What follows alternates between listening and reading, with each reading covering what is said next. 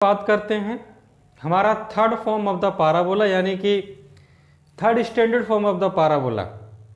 इससे पहले हम लोगों ने आपको पढ़ाया है first form of the parabola यानी first standard form of the parabola, right handed parabola. और उस वीडियो में आप लोगों ने पाराबोला का लेटस रेक्टम का लेंथ कैसे निकलता है, ठीक है, इन सभी चीज़ों के बारे में, और मैंने उसका स्टैंडर्ड फॉर्म का जो फार्मूला होता है वो भी मैंने ड्राइव किया है। उसी मेथड से यानी कि सिमिलरली उसी मेथड से सभी फार्मूलों का जो प्रूफ है आप कर सकते हैं सेम उसी मेथड से। इसलिए मैं यहाँ पर क्या कर रहा हूँ, चीज़ों को समराइज करके लिख रहा हूँ, क्योंकि उन प्रोसेस को बार बार करने से कोई फायदा नहीं, क्योंकि सेम चीज़ आपकी रिजल्ट आउट मिलने वाली है। तो right hand and left hand parabola आप लोगों ने पढ़ लिया, उसका स्टैंडर्ड फॉर्म में आपने पढ़ लिया। यहाँ पर हम बात करने वाले बच्चों हमारे अपवर्ड पाराबोला के बारे में। तो अपवर्ड पाराबोला का मतलब क्या हो गया कि एक ऐसा पाराबोला जो ऊपर की तरफ कैसा हो, ओपन हो, यानी कि उस पाराबोला का मुंह जो है वो ऊपर की तरफ खुला हुआ हो, उसको जो है हम लोग अपवर्ड पाराबोला कहते हैं, ठीक है।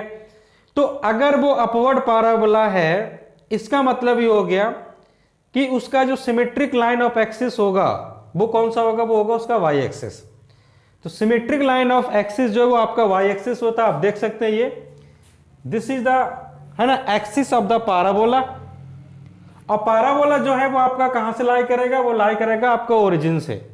मैंने आपको बताया पहले भी कि जितने भी standard form of the parabola होते हैं वो हमेशा ओरिजिन से लाई करते हैं, यानी कि उनका जो वर्टेक्स होता है वो ओरिजिन पे लाई करता है, और उस पाराबोला का वर्टेक्स का कोऑर्डिनेट 0,0 होता है, ठीक है। ये बात मैंने आप लोगों को बताई थी, मैं आपको फिर से इस बात को रिपीट कर रहा हूं। तो ये हो गया आपका एक्सिस ऑफ द पाराबोला, ये हो गया आपका वर्टेक्स ऑफ द पाराबोला। तो अब आप जैसे कि मैंने पिछले वीडियो में भी आपको बताया कि डायरेक्ट्रिक्स जो होता है वो वर्टेक्स के पीछे यानी कि पाराबोला के दूसरी तरफ होता है, ओरिजिन के दूसरी तरफ। तो ये पाराबोला ऊपर की तरफ खुला हुआ, तो डायरेक्ट्रिक्स आपका नीचे की तरफ होगा। तो देखिए वो नीचे की तरफ आ गया, ठीक है। और तो इसका जो फोकस है वो कहां होगा, ऊपर की तरफ होगा। तो उस फोकस का कोऑर्डिनेट मैंने क्या लिखा, 0,a। क्यों, क्योंकि यहां से यहां तक की जो y की वैल्यू आप देख पा रहे हैं वो है a, जो मैंने लेट कंसीडर की है, इसलिए इसका कोऑर्डिनेट हो गया 0,a। तो मैंने ये भी बताया था जब मैं पाराबोला का डेफिनेशन आपको बता रहा था, मैंने बताया था कि any point lying on the parabola, कोई भी पॉइंट जो पाराबोला पे लाई कर रहा हो तो उस पॉइंट से पाराबोला पर परपेंडिकुलर डिस्टेंस और उस पॉइंट से फोकस की दूरी, ठीक है, दोनों आपस में क्या होती है, इक्वल होती है। एग्जैक्टली इसी को पाराबोला कहा भी जाता है। इस हिसाब से यहां से यहां तक की डिस्टेंस और यहां से यहां तक की डिस्टेंस भी क्या होनी चाहिए, इक्वल। तो इक्वल है, तो लेकिन ये आपका ओरिजिन से नीचे है, इसलिए हमने इसको लिखा है y = -a।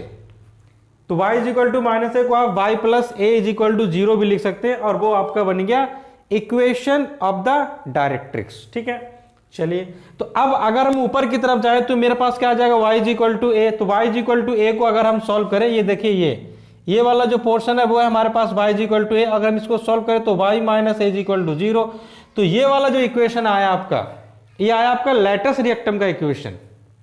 लेटस रिएक्टम किसको कहा जाता है, एनी लाइन, ठीक है, which is perpendicularly passes from the focus of the parabola. कोई भी एक लाइन, ठीक है, कोई भी एक फोकल कोड आप बोल सकते हो उसको, जो फोकस से पास करता हो लेकिन फोकस पर परपेंडिकुलर होना चाहिए, है ना, ये ऑलवेज परपेंडिकुलर होता है फोकस पर। इसी को जो है हम लोग लेटस रिएक्टम ऑफ द पाराबोला कहते हैं। अगर ये आपका परपेंडिकुलर नहीं होता तो ये आपका फोकल कोड कहलाता, ठीक है। और ये जो डिस्टेंस आप दे रहे हैं वो आपकी फोकल डिस्टेंस कहलाती है, यानी distance of any point from the focus of the parabola is called focal distance of the parabola, ठीक। सारी चीजें मैंने बताई थी, ठीक है। तो अब आप देख सकते हैं यहां से यहां तक की जो लेटस रिएक्टम है उसकी डिस्टेंस क्या होगी, 4a। तो आप देखिए ये जो डिस्टेंस मेजर कर रहा है वो एक्चुअली में किसकी डिस्टेंस मेजर की जा रही है, एक्स एक्सिस की। किसकी डिस्टेंस, एक्स एक्सिस की। तो यहां से यहां तक की जो डिस्टेंस है वो है 2a, और यहां से यहां तक की डिस्टेंस भी 2a। तो 2a और 2a कितना हो गया, 4a। इसको कैलकुलेट किया था मैंने बाकायदा मैंने कैलकुलेट किया है। अगर आप लेटस रिएक्टम की डिस्टेंस कैसे फाइंड आउट की गई इसको जानना चाहते हैं तो आप मेरे पाराबोला के पहला जो वीडियो है आप वहां जाकर के इस चीज को देख सकते हैं, आपको क्लियरली समझ में आ जाएगा। ठीक है, तो इन सभी बातों को मैंने जो है समराइज किया। आइए मैं यहाँ पर आपको सबको समझा देता हूँ। ये मेरा समरी है, x square is equal to 4ay, ये मेरा पाराबोला है जहाँ a is equal to a क्या है आपका ग्रेटर देन 0 है। फोकस क्या हो जाएगा आपका 0, ये आपका फोकस हो गया 0, और वर्टेक्स तो आप जान ही रहे हैं 0, आपका वर्टेक्स है। डायरेक्ट्रिक्स इज ए लाइन, तो डायरेक्ट्रिक्स का इक्वेशन देखिए मैंने लिखा भी है, y is equal to minus है, यानी कि y plus a is equal to 0, ये आपका डायरेक्ट्रिक्स हो गया। एक्सिस ऑफ द लाइन, ठीक है, तो देखो ये एक्सिस है आपका पाराबोला का जिसका इक्वेशन है x is equal to 0। Length of the latus rectum 4 है, तो यहां से यहां तक 2 है और यहां से यहां तक 2 है, तो मिलकर के 4a बन जाता है वो। ठीक है, वो आपका लेंथ ऑफ लेटेस्ट रेक्टम कहलाता है। और लेटेस्ट रेक्टम का जो इक्वेशन है जैसा कि मैंने लिखा यहां से यहां तक y is equal to a है, तो y is equal to a को जब इधर लेके आएंगे तो y minus a is equal to 0, तो आप देख पा रहे होंगे y minus a is equal to क्या, ये 0 है। ठीक है, चलिए हम बढ़ते हैं हमारे next standard form of the parabola की तरफ। मैं हमेशा आपको कहूंगा, मैं फिर आपसे एक बात रिपीट करना चाहूंगा, प्लीज आप अपना कमेंट जरूर करें।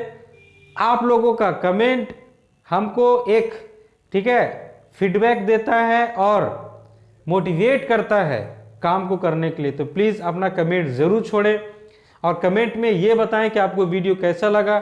ठीक है, क्या इसमें इंप्रूवमेंट होनी चाहिए, कुछ त्रुटि है या कुछ नया चाहते हैं, तो प्लीज कमेंट जरूर करें। ठीक है, चलिए मिलते हैं हमारा अगले पॉइंट पर।